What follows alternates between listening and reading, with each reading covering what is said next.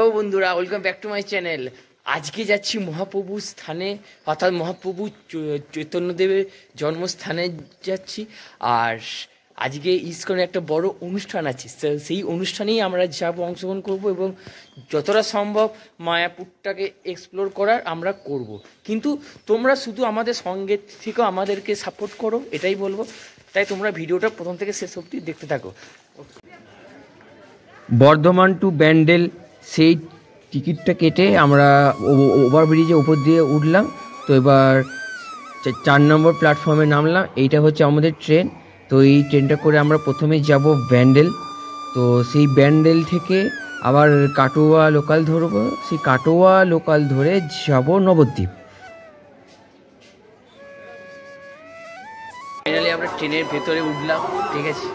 এই ট্রেনে করে যাব নবদ্বীপ, তারপরে যাবো মায়াপুর। তো ফাইনালি ট্রেনে উঠে গেছি।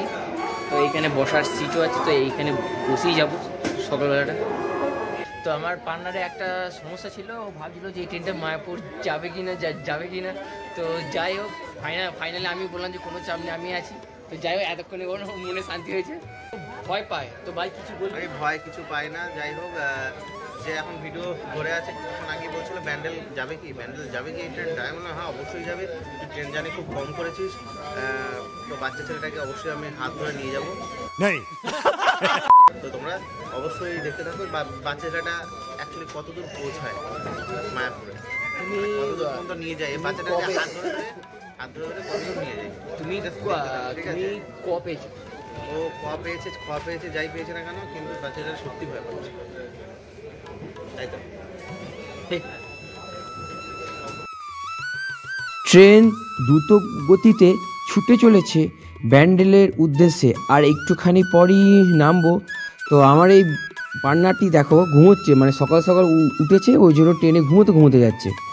তো বন্ধুরা ফাইনালি আর একটা স্টপেজে পরই নামবো। তো সেই জন্য আমরা একদম সামনেখানে এসে গেলাম, কারণ প্রচুর ভিড়, প্রচুর ভিড়। সেই জন্য আগে থাকতে একটু এগিয়ে আসতে হলো, না হলে নামতে গেলে সমস্যায় পড়তে হবে। প্রচণ্ড ভিড়ের মধ্যেও সাবধানে নেমে পড়লাম আমি আর আমার পার্টনার ব্যান্ডেল স্টেশনে। এরপরে যাব নবদ্বীপে। তো গাইস, টিকিট কাউন্টার থেকে টিকিট কাটলাম, নবদ্বীপ ধাম। ব্যান্ডেলে নেমে কাটোয়া লোকাল ধরে নবদ্বীপ ধাম যাব, তো সেটারই টিকিট কাটলাম। ফাইনালি আমাদের ট্রেন এসে গেছে, এবার আমি জাস্ট ট্রেনে উঠবো Katwa local.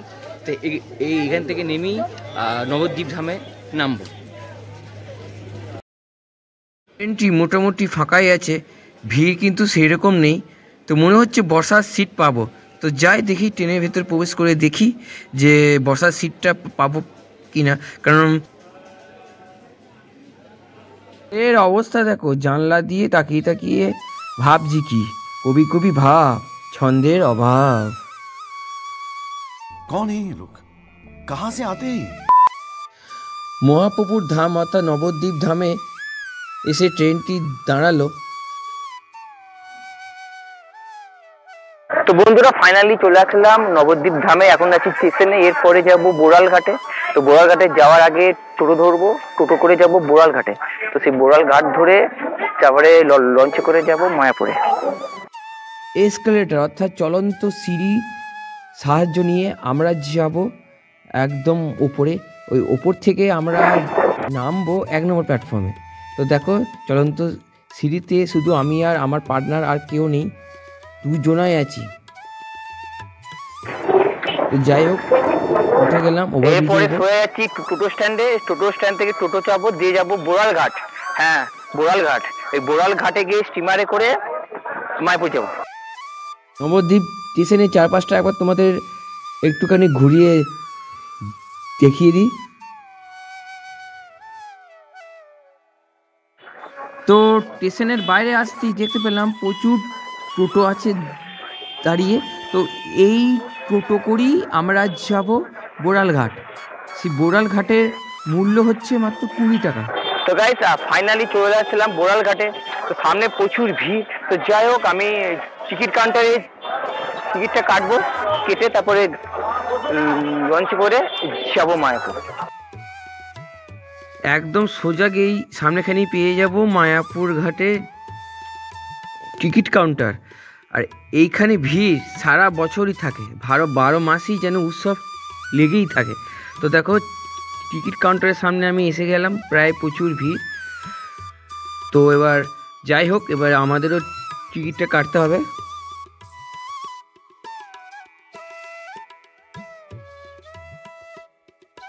Guys finally ticket পেয়ে গেলাম 10 টাকা করে, 2 বন্ধুর জন্য 10 টাকা করে ঘাটে টিকিট। চলো তোমাদের সামনে গিয়ে আরো দেখাচ্ছি। প্রচণ্ড ভিড়, ফেরিঘাটে যে এত ভিড় জাস্ট ভাবা যায় না। তো আমরা এখন দাঁড়িয়ে আছি নতুন একটা লঞ্চ আসার জন্য। তো এখন লঞ্চ আসেনি, তো 2 মিনিট দাঁড়াতে হবে, তো তারপরেই একটা লঞ্চ এসে যাবে। আর আমি তোমাদের জাস্ট চারপাশটা একটু দেখিয়ে দিই, যে চারপাশে যে মা গঙ্গা যে সৌন্দর্যটা কতখানি। তো যাই হোক, অবশেষে লঞ্চ এলো।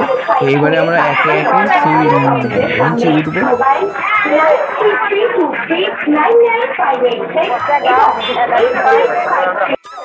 বাপরে কত ভিড়! ও, তো যাই হোক, খুব সাবধানে লঞ্চের উপরে উঠতে হবে।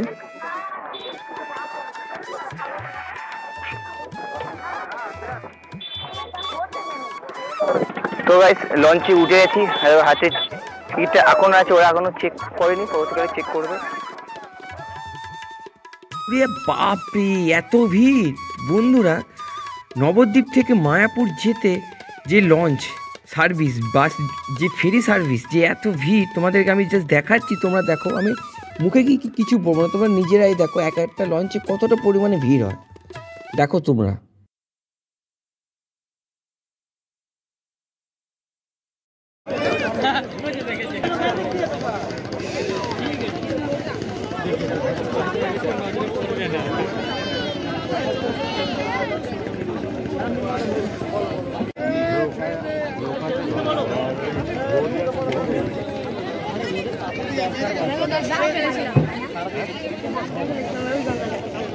অবশেষে লঞ্চটি ছাড়লো, আর আমরা একদম পুরো মাঝখানে আছি, এমন এত ভিড়, একদম পুরো মাঝখানে পুরো সেঁটে গেছি।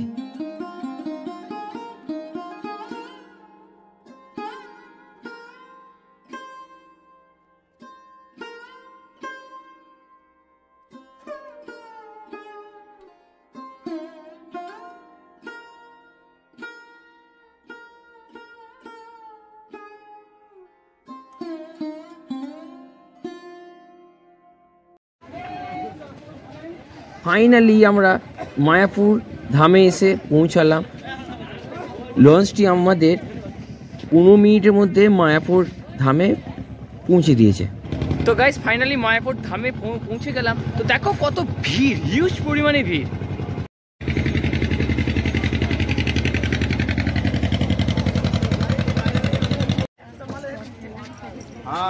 যারা ফেরিঘাটের জন্য টিকিট কাটবে, অবশ্যই সেই টিকিটটা কিন্তু তোমরা ফেলবে না, কেননা যখন তোমরা মায়াপুরে প্রবেশ করবে, ওই দেখছো সামনেখানে, ওই সামনেখানে গিয়ে তোমাদের সেই টিকিটটা দেখাতে হবে, না হলে কিন্তু আবার তোমাদের সেই টিকিটটা কাটতে হবে। সেক্ষেত্রে তোমাদের দুবার করে খরচা। তো যাই হোক, ওখান থেকে আমাদের টিকিটটা চেক করলো, তো তারপরে বেরিয়ে আসলাম। আর এই বাঁ দিকে ছিল স্নানঘাট। তো এরপরে আমরা আরও সামনের দিকে এগোবো।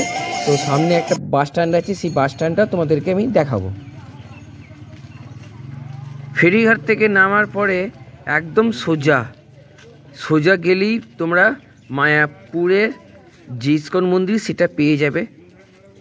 তো ডান দিকে দেখো অনেক কিছুই বিক্রি হচ্ছে। তো শিবলিঙ্গ থেকে শুরু করে, ঠাকুরের পট থেকে শুরু করে, বৈজন্তী মালা থেকে শুরু করে, জপমালা থেকে শুরু করে সব কিছু মোটামুটি এইখানে পাওয়া যায়।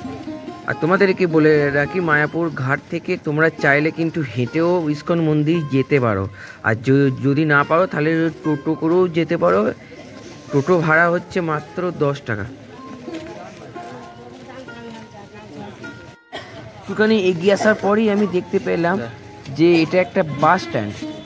তো এই বাস স্ট্যান্ড থেকে বাসে করে তোমরা চাইলে কৃষ্ণনগরও যেতে পারো, আবার কৃষ্ণনগর থেকে মায়াপুরও আসতে পারো। একদম সরাসরি বাস তোমরা পেয়ে যাবে। আর এই হচ্ছে সেটারই একটা বাস স্ট্যান্ড।